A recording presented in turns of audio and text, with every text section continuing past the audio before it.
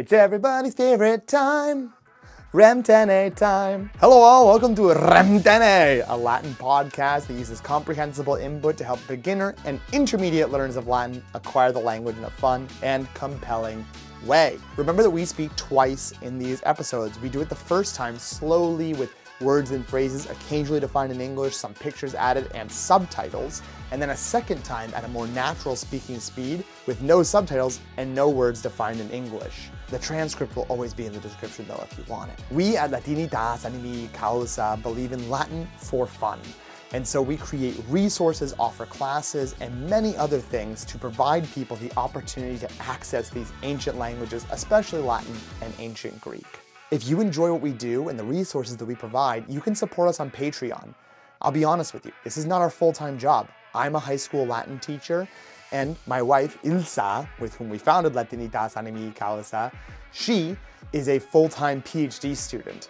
And so this we do, we love doing it, but the support that we get from our patrons on Patreon allows us to. So we really appreciate anything you can do.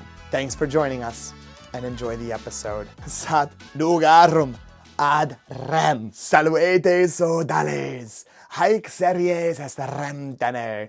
Es series sermonum latinorum ad linguam latinam discendam. Mihi nomen est Andreas, et hodie de Pegaso loqui velim. I'd like to talk about Pegasus, de Pegaso loqui velim. Perseus medusam interfecit, ut bene scitis, si episodio nostrum audivistis, quod non dixi est hoc, duo monstra e capite medusae absciso from the severed head of Medusa, e capite medusae absciso nata sunt.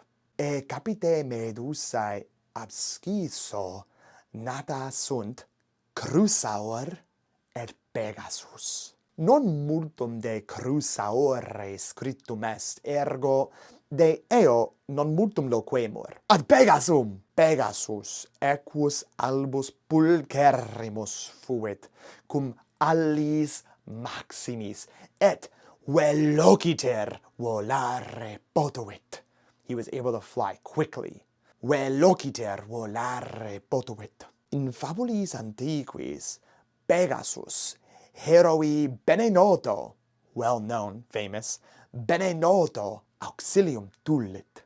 Non tamen Herculi, ut in pellicula Disneyana auxilium tullit, immo, on the contrary, rather, immo heroi cui nomen fuit Belleropon.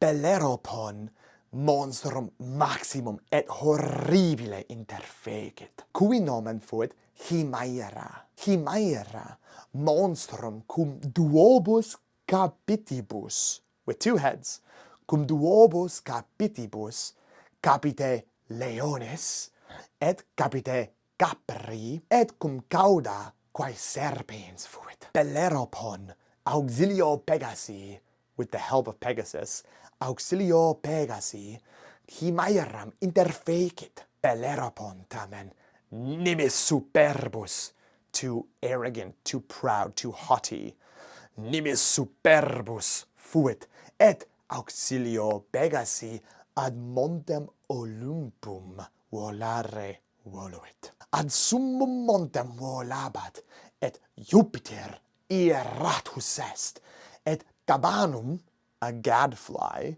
tabanum ad Pegasum misit, qui eum momordit, et Belleropon ob superbiam suam ad terram cecidit, et mortuus est.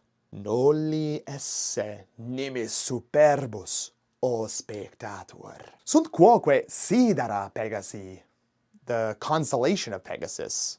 Sunt quoque sidera Pegasi in caelo, spectate caelum. Bene, iterum totam rem dicam, Calerius, et sine vocabilis Anglicis.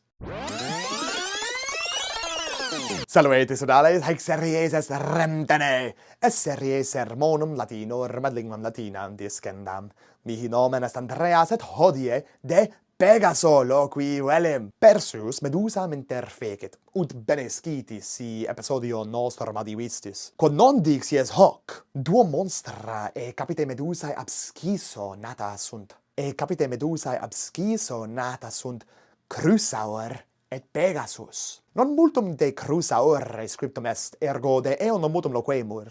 Pegasus, ecus albus pulcherrimus fuit, cum allis maximis, et velociter volare potuit. In fabulis antiquis, Pegasus, heroi bene noto auxilium tullit. Non tamen Herculi ut in pellicula Disneyana auxilium tullit, immo heroi cui nomen fuit Belleropon. Belleropon, monstrum maximum et horribile interfecit, cui nomen fuit Chimaira, monstrum fuit cum duobos capitibus, capite leones et capite capri, et cum cauda quae serpens fuit. Belleropon, auxilio Pegasi, Chimairam interfecit. Belleropon tamen nimis superbus fuit, et auxilio Pegasi ad montem Olympum volare voluit. Ad summum montem volabat, et Jupiter iratus est, et cabannum ad Pegasum miset, qui eum mordet. Et Belleropon ob superbiam suam alteram cacidit, et mortuus est. Noli esse nimis superbus o spectator. Sunt quoque sidera Pegasi in caelo, spectate caelum. Bene, satis est. Haec hodie habui quae dicerem. Placuitne vobis haec fabula? Est ne monstrum antiquum, quod maxime tibi placet? Est ne monstrum antiquum, de quo nos loqui vultis? Nobis scribere potestis apud situm nostrum abesnelac.com linea inclinans contact. Potestis quoque scribere infra in commentariis. Gratias vobis agimus quod nos loquente auditis. Et gratias quam maximas agimus patronis nostris apud Patreon. Si vultis fieri patroni nostri, ligamen infra est. The link is below. Ligamen infra est. Speramus fore ut hoc episodium vobis placeat. Si placuit, spectate hoc. Multum placebit. Curate, ut in proximum valeatis. Et me mentote. Rem tenete. Verba sequentur.